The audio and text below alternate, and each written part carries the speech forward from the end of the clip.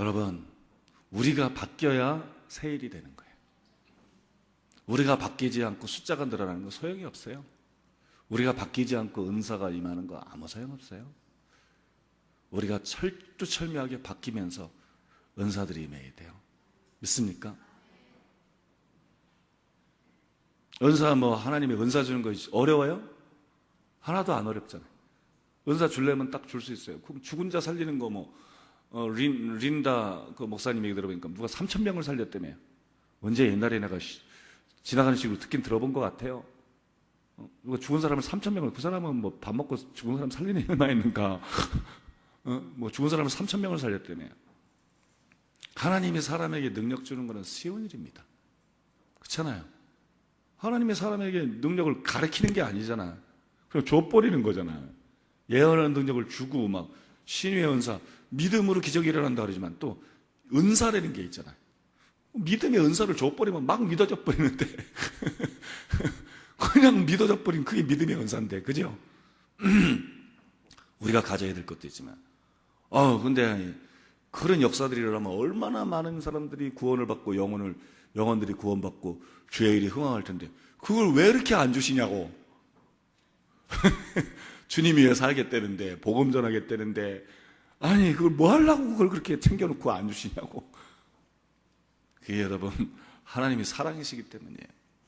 하나님은 우리를 이용해서 부흥이나 일으키고 다른 사람이나 많이 구원하고 주의 일하고 이런 걸 원하는 게 아니라 우리를 아껴 쓰기 때문이에요.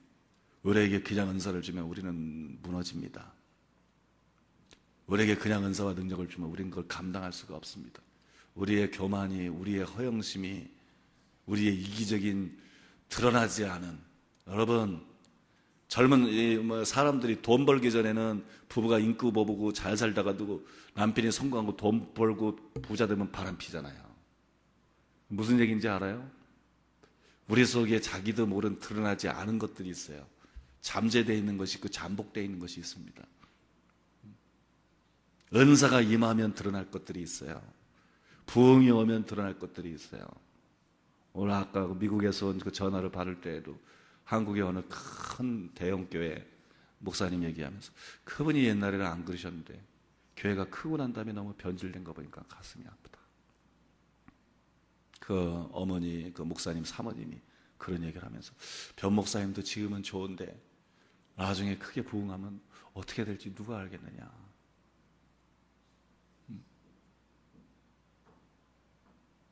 그런 얘기를 하셨다 그러더라고요.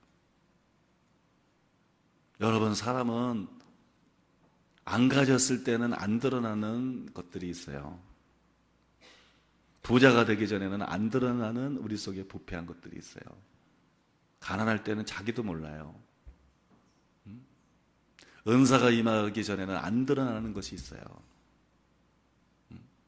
깊은 영적 체험하기 전에는 안 드러나는 거, 교회가 부흥하기 전에는 안 드러나는 거, 유명해지기 전에는 안 드러나는 거, 그런 거 있어요. 나는 오늘 그 얘기를 들으면서 그랬어요. 그게 맞는데 나는 아닌데. 제가 나는 아닌데 그러면 그거는 착각이에요. 제가 나는 아닌데 그러면 그건 교만이에요. 근데도 나는 아닌데 그렇게 생각해요. 왜냐하면 주님이 내 속에서 하고 있는 일을 내가 알기 때문에. 처음에는 나에게 그런 속성이 드러났었지만 지금은 교회가 부흥하면 부흥할수록 나는 내 자신의 부족에 대해서는 더 느끼게 돼요. 지금은 하나님께서 알려지면 알려질수록 저는 반대쪽으로 나가고 있어요. 그게 주님이 제 속에 제 부족 때문에 일어나는 현상이기도 하지만 주님이 제 안에 있는 은혜의 손길이라고 생각해요. 그게 나는 주님께서 나의 연약한 점과 부족한 점들을 지금 이용하고 계시다는 걸 느껴요. 그걸 어떻게 이용하냐 그러면 나중에 내가 진짜 너에게 많은 사람을 붙여줄 때, 진짜 너희가 너에게 기름을 붓고 능력들을 줄 때, 진짜 많은 재정을 주고 명성을 주고 영향력을 줄 때, 그때도 변질되지 않을 수 있도록 내가 지금 너를 훈련시키는 것이다. 그때도 그런 것 때문에 전혀 변질되지 않을 수 있도록 내가 지금 너의 연약한 부분들을 통해서 너를 만지고 있는 것이다.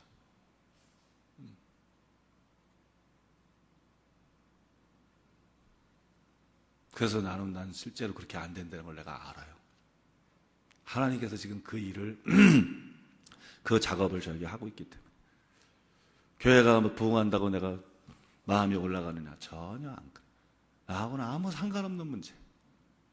어제도 여의도 순복음교회 목사님이 와가지고 목사님이 여기 오셔가지고 지금 1년 3개월째인데 거의 400명이 모였다면서요. 그래서 제가 그분 보고 뭐라 그랬는데, 목사님, 이거는 그냥 은혜예요. 은혜. 내가 한 것도 아니고 내가 할 수 있는 것도 아니에요. 내가 한 것도 아니고 내가 할 수 있는 게 아니에요. 그냥 은혜예요. 하나님 일을 위해서 하나님께서 워낙 좋은 개척 멤버들을 붙여주시고 워낙 좋은 성도들 여기저기서 보내주시고 그냥 주님이, 내가 부족해도 그냥 주님이 사람들에게 역사하시고 그래가지고 이거는 그냥 은혜로 된 거예요. 나하고는 아무 상관도 없는 거예요. 이건 나하고 아무 상관도 없는 거예요. 그냥 나 같은 거 써주는 게 감사한 거예요. 이건 나 때문에 된 게 전혀 아니에요. 나하고 무관한 거예요. 그게 여러분 내 중심의 고백이에요. 내 중심의 고백이에요. 그런데 그거는 교회가 안 많고도 마찬가지입니다. 왜냐하면 내가 그거를 진짜로 알고 있기 때문에 그래요. 교회가 10,000명이 되면 그건 더지. 이건 진짜 더 하나님이 한 거지. 10만 명이 되면 이건 뭐 죽은 하사님이 진짜 하나님이 한 거지. 100만 명이 되면 뭐 하나님이 한 거지. 말할 것도 없죠. 그것 때문에 내가 커질 수는 없어요. 그것 때문에 내가 커지거나 그것 때문에 내가 높아질 수는 없어요. 왜냐하면 그거는 아무것도 아닌 자에게 그런 은혜를 베푸시고 주님이 역사했는데 너무너무 감사하고 주님 앞에 자기를 바짝 낮추고 나 같은 걸 이렇게 사용해 주셔서 감사합니다. 그거지. 그것 때문에 높아질 일은 나에게는 없어요. 그거는 하나님께서 영적인 계시들과 은혜를 통해서 내 마음에 견고하게 자리 잡도록 하시는 은혜예요. 그래서 나는 내가 변질되지 않을 걸 믿습니다. 그래서 나는 내가 변질되지 않을 걸 믿어요. 그러나 여러분, 일반적인 법칙은요, 사람이요, 이건 하나님께서 이 부분을 나에게 만져주셨기 때문에 내가 원래 그런 사람이냐? 아니요. 이것도 은혜로 된 거예요. 하나님이 서울에 금이들교회가 세우고 막 부흥하니까 맨 처음에 내 속에 교만이 들어오고 바람이 들어왔어요. 그걸 보내고 굉장히 위기의식을 느끼고 하나님 앞에 기도했어요. 그때 주님이 이 작업을 그때부터 하신 거예요. 그래서 이제 내가 그럴 수 있게 된 거예요. 주의 은혜로. 왜냐하면 무슨 일이 일어나고 나하고 상관없게 느껴지는 거예요. 암만 뭐 나하고 상관없는 거예요. 그게 정말 하나님의 은혜인 거를 내 영으로 분명하게 알 수 있는 거예요. 그것 때문에 뭐 마음이 높아지거나 그런 일들은 옛날에는 그거랑 싸웠는데 그게 없어져 버렸어요. 내 속에서. 그런 거는 없어져 버렸어요. 그러니까는 교회가 암만 성장해도 내가 내 자신이 아무것도 아닌데 무슨 변질됐게 보였어요. 그런 거는 없어요. 그런 거는 없어요. 그러나 여러분, 일반적으로는 그렇게 되는 거예요. 이런 작업이 주의 은혜 속에서 되지 않으면 되는 거예요. 그러니까 여러분, 그냥 하나님께서 어떤 사람에게 큰 은사를 주고 큰 능력을 주고 축복을 주고 부흥을 주고 이러는 게 아니고, 그러면 그 사람을 죽이는 거예요. 그래서 못 주는 거예요. 그렇게 많은 사람이 은사를 달라 그러고 그렇게 많은 사람이 주님 위에 살게 해도 주의 종들이 목회자들이 기도했는데 하나님은 못 주는 거예요. 10년을 기도해도 못 주는 거예요. 왜냐면 네가 바뀌기 전에는 안 된다는 거예요. 너가 바뀌지 않았는데 이걸 널 주면 너는 지옥 간다는 거예요. 너는 완전히 사꾼되고 변질되고 너는 교만해지고 패망하게 된다는 거예요. 모든 새로운 일은 우리 마음의 변화에서 시작이 되는 것입니다. 믿습니까?